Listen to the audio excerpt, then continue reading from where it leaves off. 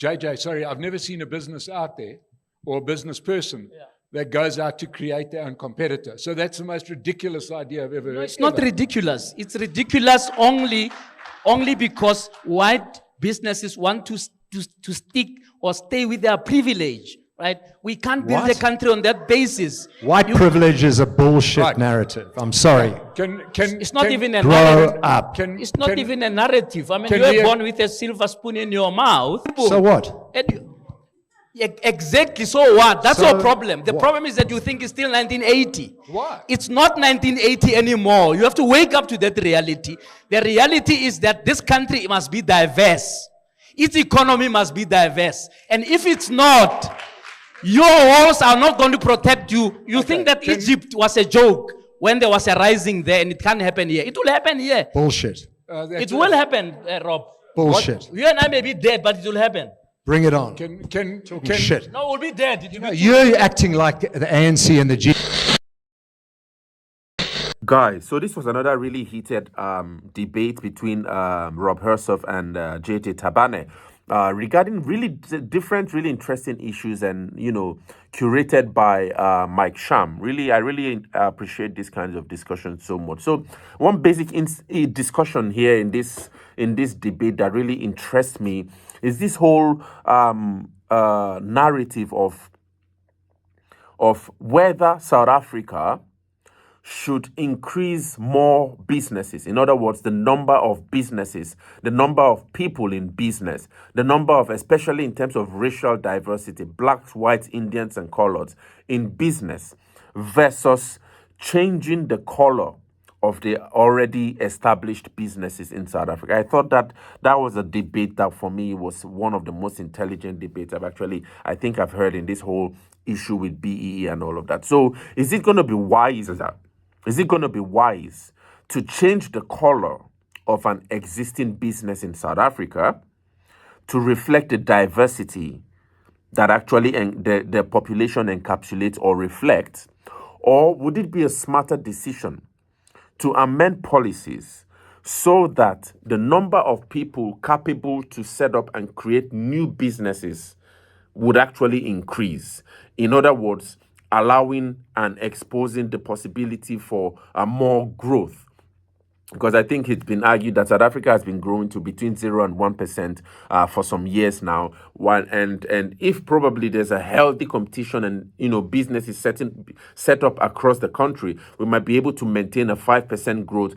He argues, Mike Sham in this video at some point argues that I think during the Mbeki era, Thabo Mbeki era, I think growth was at about 5-6% thereabout, and he argues that there were almost 500,000 jobs being added to the economy every year. That's really, for me, if today South Africa can see that kind of addition of 500,000 jobs every year. I know that's quite little compared to the population of 60 million. I think there's almost 20-something thousand people unemployed in South Africa. But 500,000 new jobs added every year means that there's a certain level of businesses, frequency of businesses being opened up, and then policies do not disincentivize employers to employ more people. And at the end of the day, we see more families and more individuals being able to cater for themselves and not be dependent on this, handout by the government. And people are able to also be encouraged to set up new business. So would that be smarter than having a situation whereby the already established businesses here, especially in light of this Employment Equity Act, the whole thing with the BEE Act, the whole thing with reflecting the disadvantaged groups in society in these companies that employ above 50 people? This is the debate I really want you guys to join me in enjoying, because at some point, Tabane and Rob Hersov got into a place where it appeared as though JJ Tabane was hearing the perspective that it seems that white businesses want to maintain their privilege. Rob Hersov, on the other hand, argues that white privilege is bullshit. And this is something that, especially if there were EFF or MK party members in that crowd, they would probably go for Rob Hersov, because many of their arguments argue that many white privileges want to be really maintained by these white, probably businesses and all of that. But Mike Sham also argues that if there's a way more businesses can be created by, you know, I don't want to say weakening now, but sort of eliminating these BEE-like policies, we would have a win-win for everyone, right? There will be more black businesses. We saw in my last video I made, Moletsi Mbeki arguing that despite all of these BEE type policies, it seems that the whites and the Indians are still leading. And for me, many times, especially as a Christian, those of us who are Christians on this channel, you know, maybe some who might be Christians anyway, it speaks to me of the fact that, you know, I think there's one scripture I usually should listen to, by some of the teachers I love to listen to a lot. It speaks about how there is that person that continues to give, yet he continues to get so much. And there is that one that continuously tries to hide what he has, but yet, you know, still lacks from. So it's a really, I think it's a mindset thing that you know, this whole thing about having a victimhood mentality, this whole thing about having an attitude of always wanting to be giving, that you have to give. Somehow, I don't know what it is, if there's a mechanism that it sets into motion, but at the end of the day, it continuously creates lack. And this is something I'm beginning to really understand, especially from that powerful revelation from Moletsi Mbeki, arguing that most of the people in entrepreneurship today in South Africa are still white and blacks, despite this whole BEE policies. And for me, that was a really startling revelation. I struggled to understand. But anyway, in this video here, I think this debate between JJ Tabane and Rob Hersov, really interesting, intelligent debates. JJ Tabane, I hear him, he has some really interesting points on, you know, having to empower, you know, it's all about empowerment, and especially at the level of the enterprise anyway. Rob Hersov, on the other hand, really seems to be, to me, as a really passionate South African who is really disappointed every time when he wakes up and sees the decadence that's going on in society. And as a business person, he's also really, many times he always just loses his cool. And at the end of the day, one of the things that these kinds of debates bring into is the whole thing with apartheid, enriching some people and creating some people. Some people have decided to become permanent victims. Some people have chosen to probably retain some part of their white privilege. So that's where the argument gets in, you know, to the point. So that's why I really think that this video is really interesting, so that all of us, whites, blacks, Indians, and colored, can actually slowly start thinking about how it is that we are really, how do the different racial groups or representatives of the racial groups are interpreting the complexity that encapsulates or defines what South Africa represents today in the contemporary African setting. Because at the end of the day, these kinds of spaces, like I said in the last video, these kinds of spaces are really important because there are lots of grievances in South Africa. Blacks are angry, whites are angry, coloreds. I've not even begun the coloreds and the Indian grievances on this channel, because, you know, one of the focus I really want to have on Kwazemi here, especially on this issue, this South Africa channel, is to try to be a voice for the majority and really try to understand majoritarian life in South Africa going forward. We've not even started to touch the surface for the coloreds and the Indians and how they are living. How are they processing reality in South Africa? How are they interpreting what's going on in South Africa? How are they interpreting the you know, exclusion and marginalization they might be feeling? Those are things we really have to start understanding, so that at the end of the day, even if at all in the future, at some point in the future, probably some government agency look back to the comments on Kwazemi here, we might be able to start slowly understanding the grievances of the different age groups, the different racial groups that make up South Africa going forward, and understand how each one is interpreting their pain in this complex situation that South Africa actually has found. So let's quickly listen to JJ Tabane and Rob Hersov get at it.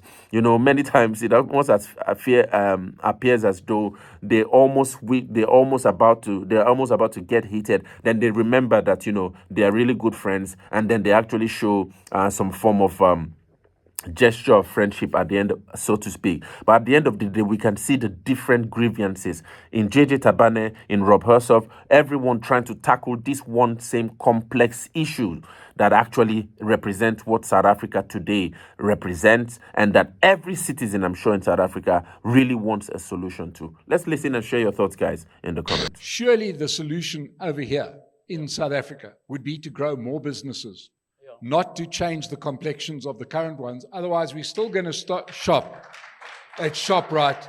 We're still going to bank at ABSA. We're still going to do Vodacom. I want to see black entrepreneurs coming out, building great businesses, competing with all guys, can you go and read the BEE legislation? There's a pillar there that's called enterprise development. What does it mean? It means that if you are a big business, right, it could be something that would be good for you to do to create, right, partners with small businesses. Turkeys don't vote for Christmas. JJ, sorry, I've never seen a business out there or a business person that goes out to create their own competitor. So that's the most ridiculous idea I've ever heard. It's not ridiculous. It's ridiculous only because white businesses want to stick or stay with their privilege, right? We can't build the country on that basis. White privilege is a bullshit narrative. I'm sorry. It's not even a grow narrative. up. It's not even a narrative. I mean, you were born with a silver spoon in your mouth. Golden spoon. Golden spoon. Can we agree on one thing? You know, there's a thing. Communist. A toddler. What you're talking about is borderline communism. Can we just keep this? Every human being wants to keep their privilege. Yeah. Right?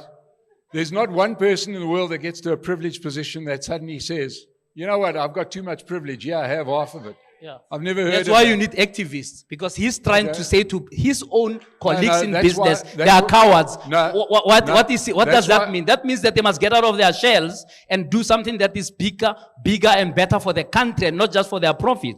That's why we need entrepreneurs that can grow those businesses and take that share of the profit away from people that are dominating industries and in some cases doing it inefficiently. But I want to get on to another conversation because, you know, once again, to land this at the door of the people that probably did BEE the biggest disservice ever is the state. Yeah, sure. Because there we've got an organization running the biggest businesses in the country. Yeah. Healthcare, education, carry on, you can railways be all day. And they're running every one of them badly and using that as an advert for black-run organizations. Do you know an interesting thing Julius Malema said to me when I met him once and once only at a lunch? He said, BEE is a failure and will fail. What companies should have done, instead of giving Patrice and Moss and Goshang 30% of every business, is give 25 to 30% of the business to their black employees or to the black employees. Empower them as shareholders. Let me interrogate that a little bit. I agree with that. Let me interrogate that a little bit. When you get into if you and I get into a partnership, a business partnership, right, 50-50, right? It means that we can consult each other on decisions that we are going to make the business grow. You bring something to the table, I bring something to the table. For me, that's how a business, forget BEE, business partnership must work, okay? Now, what has happened is that companies, right, in trying to tick a box of compliance, they bring a black person, right, who has no clue about the business. Let's start there. No clue in that industry, no skills in that industry, just so that they can tick the box. I've worked for a company like that, where a former minister, who will remain nameless, was on the board. Why should he remain nameless? And we are in a one-day strategy session. At 11 o'clock at tea, he leaves. Must have been Cyril.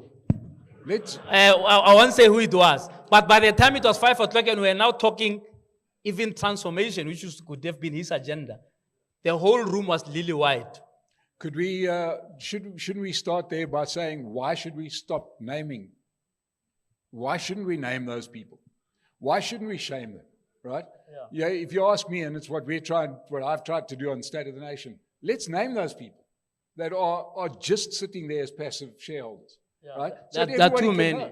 Don't you know Denise Abaloi, who was sitting on 60 boards? Yeah, I mean, it's 60. crazy. I don't know when she reads her board pack. 60. Okay, can you know? 60.